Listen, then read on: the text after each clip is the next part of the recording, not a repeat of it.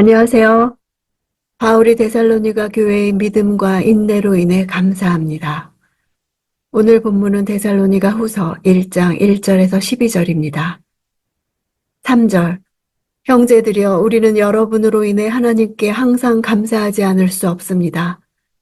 이렇게 하는 것이 마땅합니다. 이는 여러분의 믿음이 점점 자라나고 여러분 모두가 각자 서로에게 나타내는 사랑이 풍성하기 때문입니다. 헬라어 원문으로는 3절에서 10절까지가 한 문장으로 되어 있습니다. 데살로니가 교회를 향해 바울이 감사한 첫째 이유는 그들의 믿음이 자란 것입니다. 여기서 쓰인 자란다는 엄청나게 자랐다는 뜻의 강세형으로 신약에서 여기서만 쓰였습니다. 데살로니가 교회는 바울로부터 짧은 시간에 복음의 핵심을 전수받았지만 그들의 믿음의 성장이 엄청나게 발전했다는 뜻입니다. 영적 어린아이였는데 어린아이가 날마다 자라듯이 지속해서 엄청나게 자란 것을 본 것입니다. 하나님께만 믿음이 자라간 것이 아니라 데살로니가 교회를 향한 감사의 두 번째 요소는 성도들이 각자 서로를 사랑한다는 것입니다. 믿음이 성장함에 따라 그들은 서로 사랑하는 관계가 되었습니다. 믿음이 자라면 당연히 관계 가운데 사랑이 자랍니다. 믿음이 뿌리라고 하면 사랑은 열매입니다. 이것은 바울이 노심초사하며 기도한 것에 하나님께서 응답하신 결과이기에 감사하지 않을 수 없었던 것입니다. 고난은 믿음과 사랑을 시험하는 하나님의 도구입니다. 4절. 그러므로 우리는 여러분이 당한 모든 핍박과 환난 가운데 보여준 여러분의 인내와 믿음으로 인해 친히 하나님의 교회들 가운데 자랑합니다. 핍박과 환난이 데살로니가의 상황입니다. 이런 믿음과 사랑이 자란 배경은 바울이 쫓겨나갈 정도의 도시였던 것입니다. 데살로니가 교회 성도들이 많은 환난 가운데서 인내와 믿음으로 고난의 과정을 이겨가는 중에 믿음과 사랑이 자란 것입니다. 바울은 그들 가운데 믿음과 사랑 두 영역에서의 성장이 있다는 것을 말하고 그 의미를 말해줍니다. 하나님은 그들이 받은 핍박과 환난을 그들의 믿음과 사랑과 인내를 개발하는 수단으로 사용하고 계셨습니다. 이것이 바울의 멘토링이었습니다.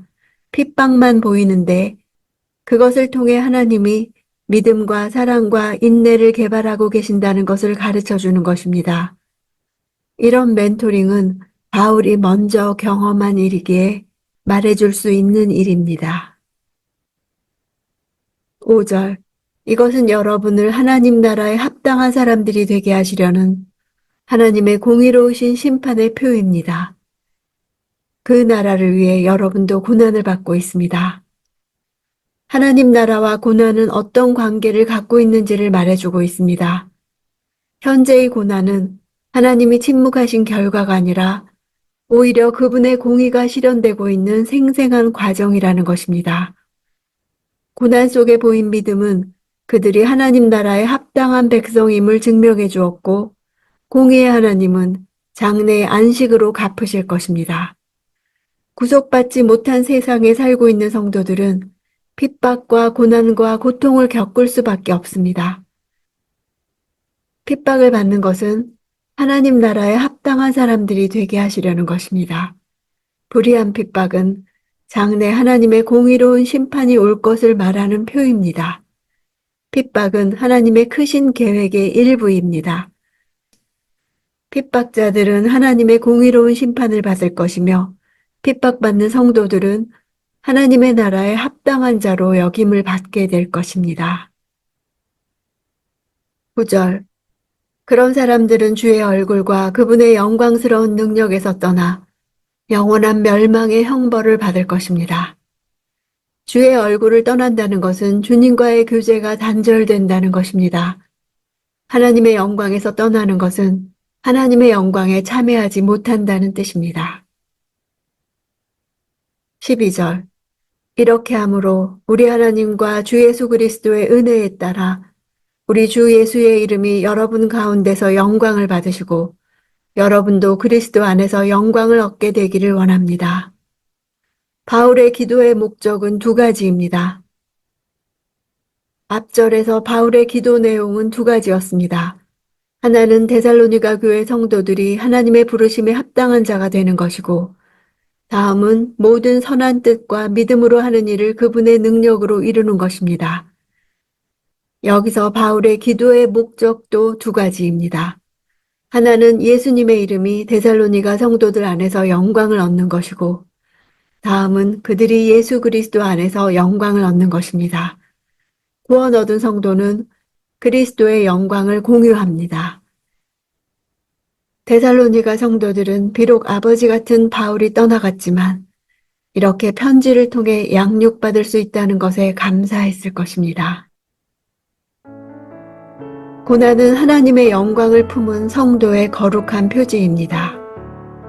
우리 안에서 그리스도가 영광을 받고 그리스도 안에서 우리가 영광을 얻습니다. 그 과정에 고난이 필요합니다. 이것이 하나님께서 교회를 고난 가운데 두신 까닭입니다. 하지만 오늘날 우리의 교회는 어떻습니까? 고난이 실제하고 있습니까? 한국 교회는 오랫동안 현실에서 고난을 밀어냈습니다. 그만큼 영광 얻는 기회도 비대해서 사라졌습니다. 나도 성도로서 나의 삶에 들어온 하나님의 영광의 흔적으로서 고난을 이해하길 간구합니다. 고난의 자리에서 여전히 공의를 실행하시는 신실하신 하나님을 주목하기 원합니다. 그래야 비로소 나의 고난을 이해하게 됩니다. 그럴 때 하나님이 영광을 받으십니다.